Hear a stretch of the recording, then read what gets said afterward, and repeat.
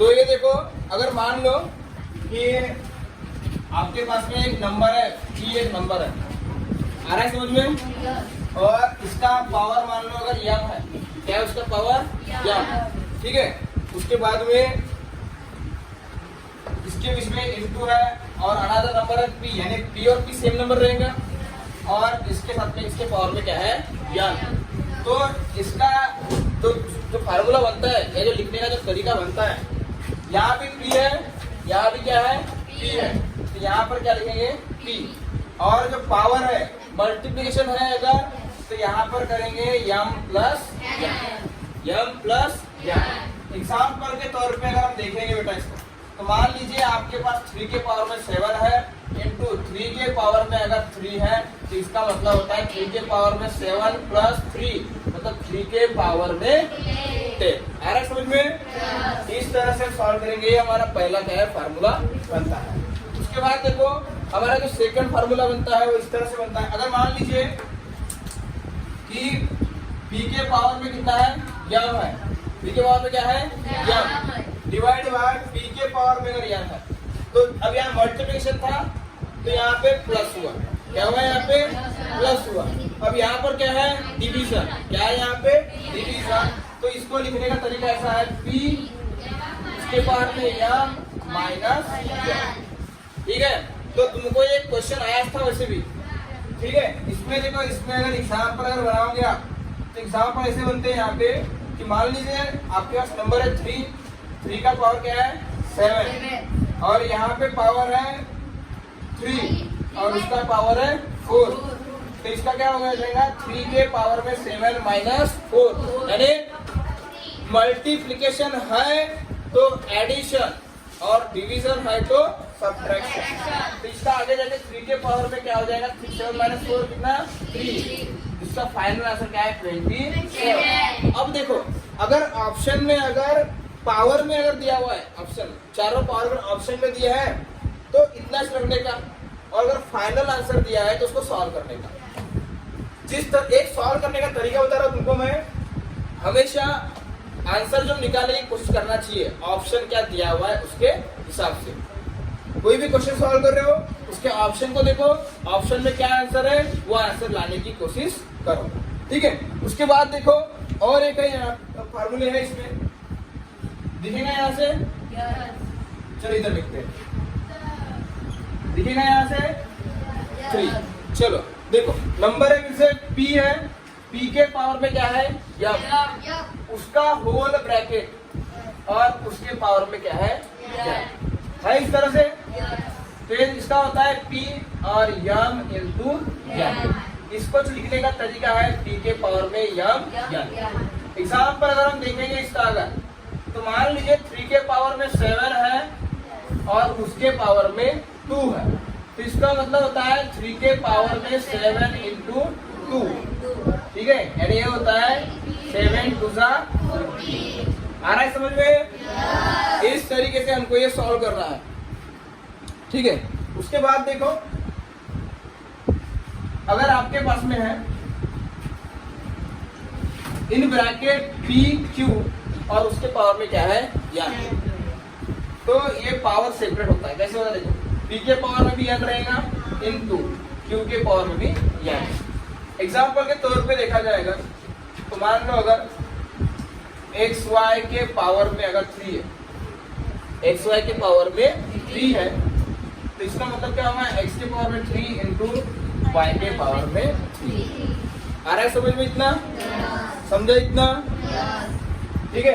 यहाँ से दिखेगा, यहाँ से इतने जैसे क्या दिखता, एक देख लेते फार्मूला यहाँ पे, ठीक है। फिफ्थ वाला देखते हैं। फिफ्थ वाला इस तरह से बेटा, P बाय Q के पावर में अगर यह है, P बाय Q के पावर में क्या है यन, तो P के पावर में यन और Q के पावर में भी यन।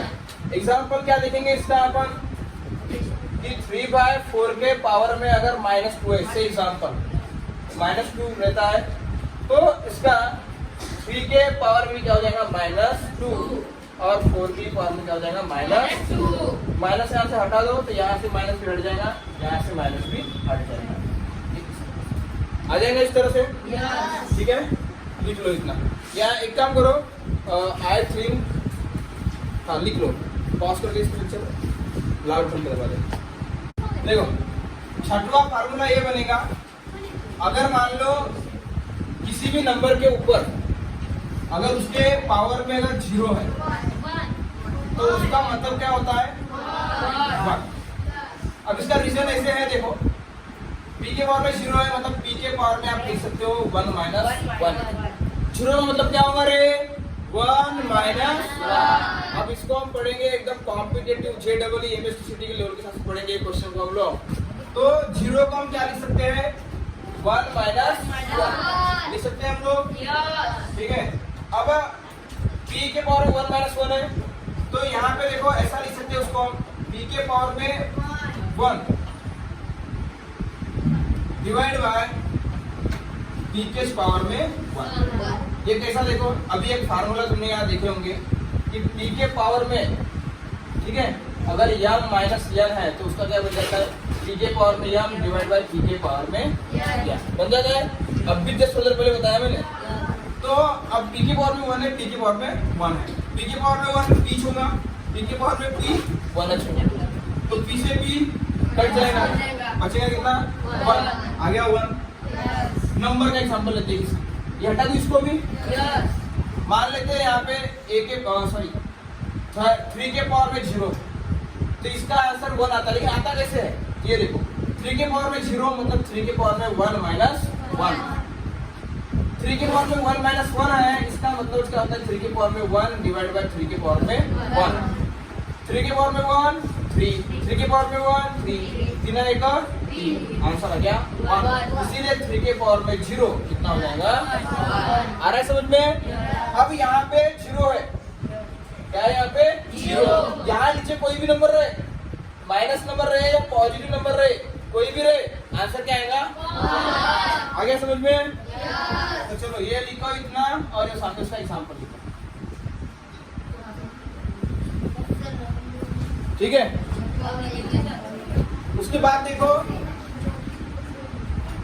ये इस तरह से ही होता है। देखो अगर p के पावर में मान लो, p के पावर में मान लो अगर माइनस n है तो तुमको रेसिप्रोकल का कॉन्सेप्ट पता है क्या, ठीक है। तो इसका 1 डिवाइड बाय p के पावर में, ठीक है। यानी इसका अगर इस तरह से रहा कि 32 के पावर में माइनस अगर 1 है तो इसका मतलब क्या होता है 1 डिवाइड बाय 32 के पावर में 1। फिर यहाँ पे क्या हो सकता है 2, यहाँ पर कितना आएगा 2। आ रहा है समझ में। इसको 32 का स्क्वायर निकालने का और आगे उसको क्या निकालेगा 100, ठीक है। चलो ये हो गए टोटल कितने फार्मूले अपने 7 फार्मूले। रैशनल नंबर पे कैसा करोगे इसका, मान लो अगर 3/4 के पावर में अगर माइनस तो 1 डिवाइड बाय रुझाना 3/4 के पावर में क्या होता है 2 होता है। और इसका फिर सामने रखे 4/3 के पावर में, आ रहा समझ में। ये इसका वो मेथड है, इसका अगर ये शॉर्टकट मेथड हो गया, इसका शॉर्टकट नहीं, एक स्टेप छूट गई। इसमें आप 3 के पावर में 2 लिख सकते हो, 4 के पावर में 2, ये उठ के कहा जाएगा ऊपर।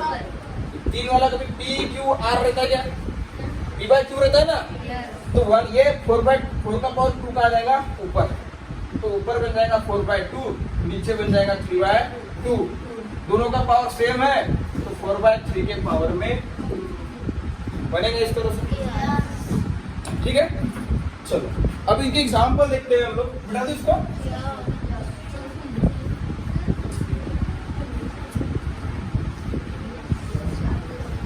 अब देखो एक पहला जो क्वेश्चन है हमारे पास में,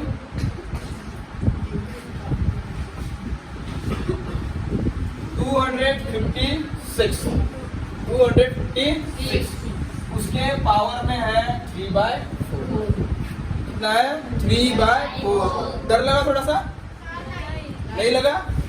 चलो 2/, थोड़ा छोटे से लिखता हूँ, 256 के पावर में है 3/4, तो घबराने की कोई जरूरत नहीं है।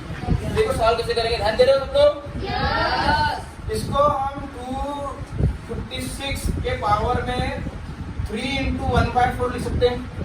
तो 3 और 4, 3/6 का मतलब भी क्या होता है 3/4। अब ये जो 1/4 है इसको लाते हैं सामने। तो उस दिन तुमको अगर याद होगा तो 1/4 का मतलब होता है 4th रूट। याद है क्या? उस दिन पढ़ाया था।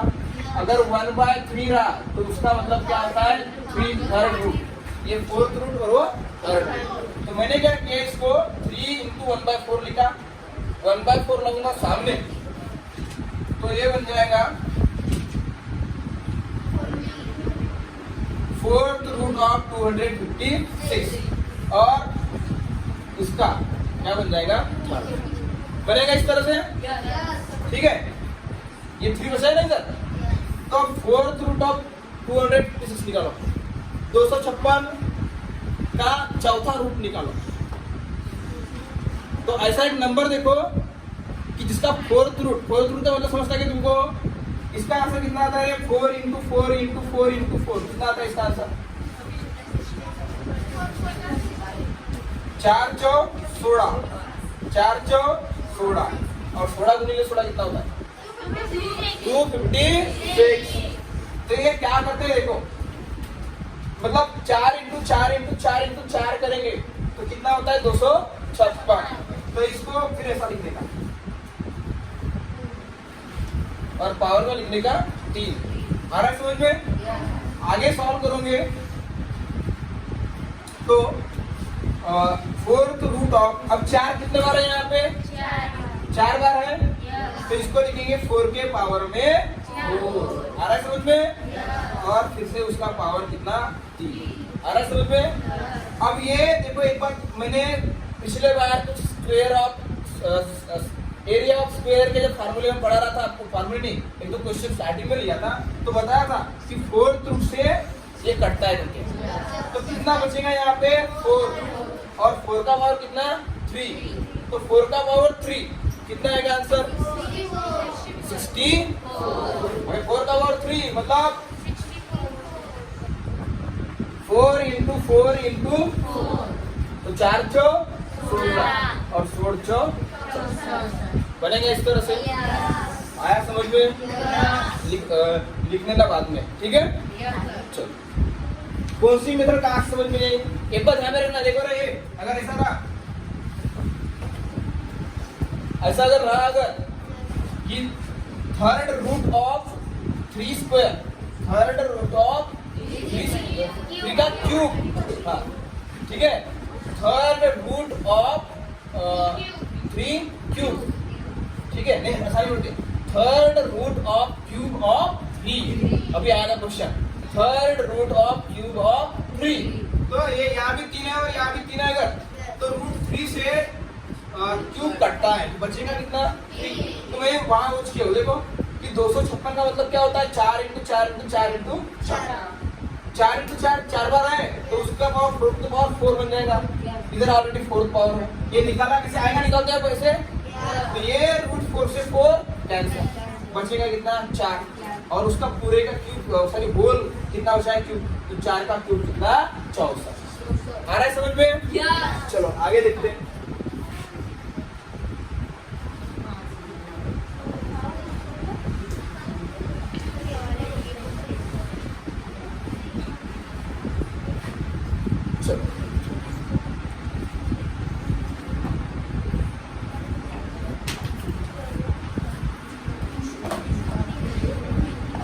यहाँ पे अपने लिए प्रैक्टिस के लिए पहला क्वेश्चन है जो हमारे पेपर में आया था, इस बार के पेपर में आया था। क्वेश्चन ये है कि 3 के पावर में 5 इंटू 7 के पावर में सॉरी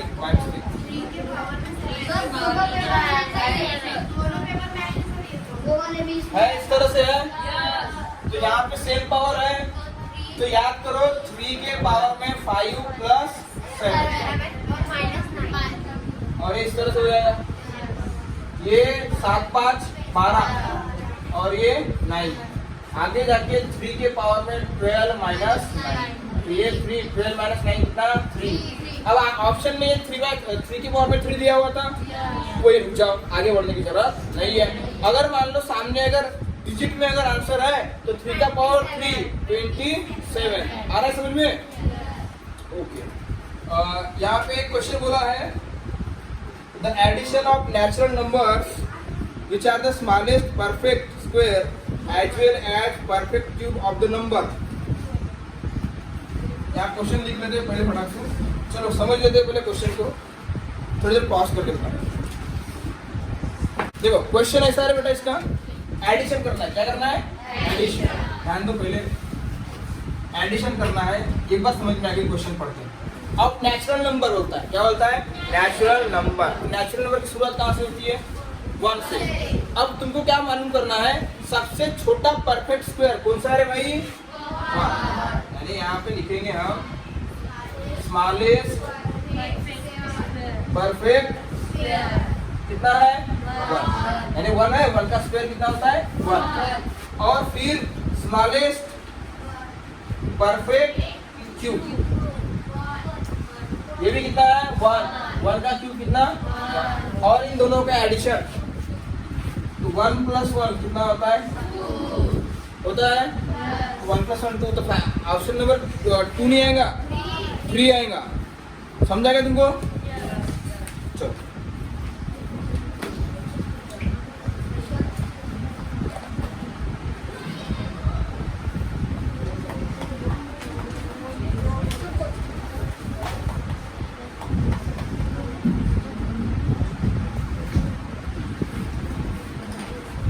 उसके बाद का क्वेश्चन है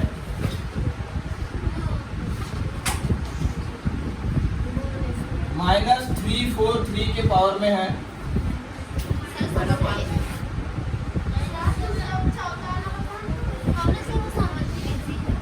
ये आसान है।